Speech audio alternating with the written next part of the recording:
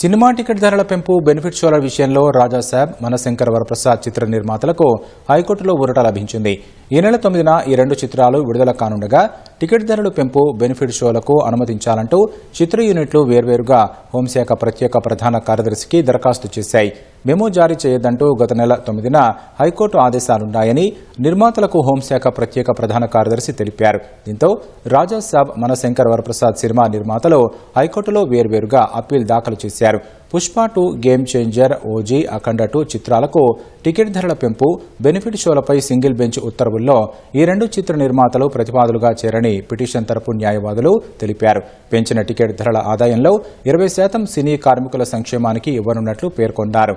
ప్రేక్షకులపై భారం పడకూడదనే ఉద్దేశంతో single bench ఉత్తర్వులు జారీ చేశారని రిట్ పిటిషనర్ల తరపు న్యాయవాది వాదించారు.